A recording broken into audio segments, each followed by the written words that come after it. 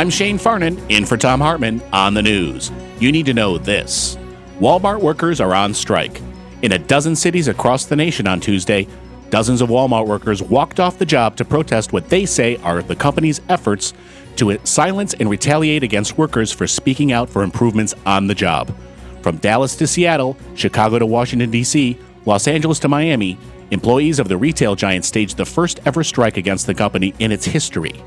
Walmart workers do not belong to a union, but the walkouts were planned by Our Walmart, an organization of workers backed by the United Food and Commercial Workers Union. More actions are planned today at Walmart's annual investor meeting in Arkansas. It's important to remember that the 6 heirs to the Walmart fortune are worth a combined $90 billion, which is more than 40% of the nation combined. Many Walmart workers, on the other hand, are paid minimum wage. In Screwed news, private prisons are a bad idea. Last year, the state of Ohio sold one of its state prisons to the Corrections Corporation of America, the largest private prison corporation in the nation. But a new audit released this week by the Ohio Department of Rehabilitation and Correction reveals that under private management, the prison is being woefully mismanaged. The audit revealed that the prison is failing to meet state standards when it comes to sanitation, food quality, hygiene, and several other areas. Also, according to the audit, inmates were not notified of what to do in the case of a fire emergency, laundry and cell cleaning services were unavailable, inmates in the infirmary were neglected, and many prison cells were overoccupied. But the Corrections Corporation of America is still making a ton of dough, as it gets paid every time it receives a new inmate to lock up.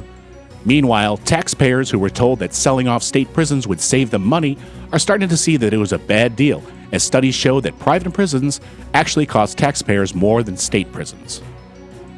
In the best of the rest of the news, when it comes to outside election spending this year, you ain't seen nothing yet. A new report by Open Secrets reveals that non-party super PACs and dark money groups with mystery donors have spent more than $500 million this election cycle, more than the total amount of spending by non-party groups in every election since 1990 combined.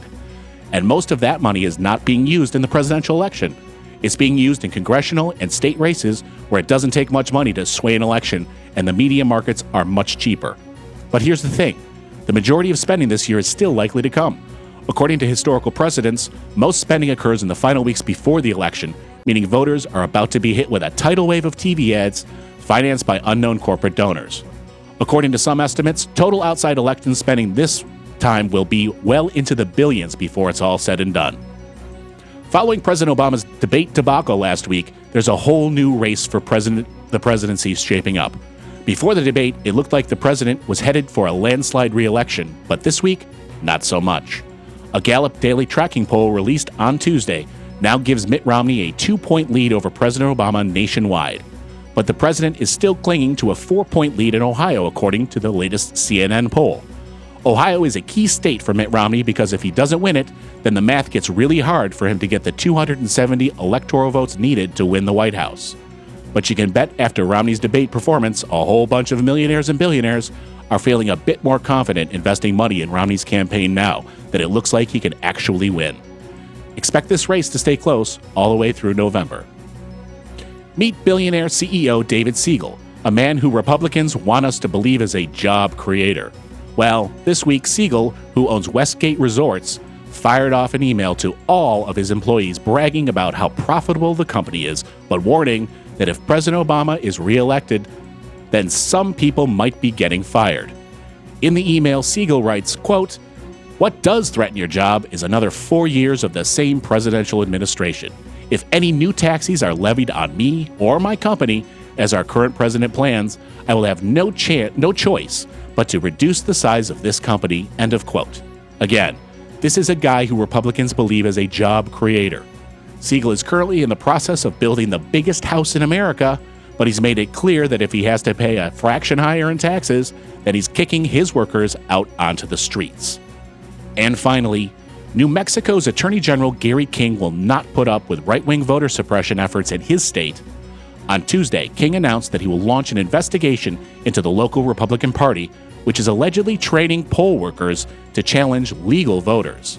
Several claims have been made against Sandoval County Republican Party, including claims that it is telling poll workers to demand photo ID from eligible voters on Election Day as well as force legal voters to fill out provisional ballots.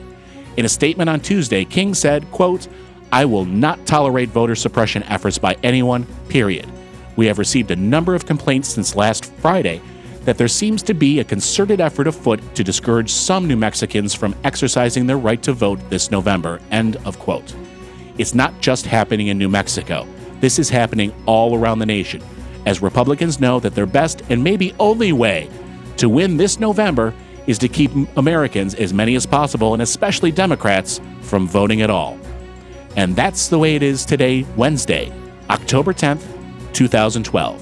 I'm Shane Farnan, in for Thom Hartmann on the news.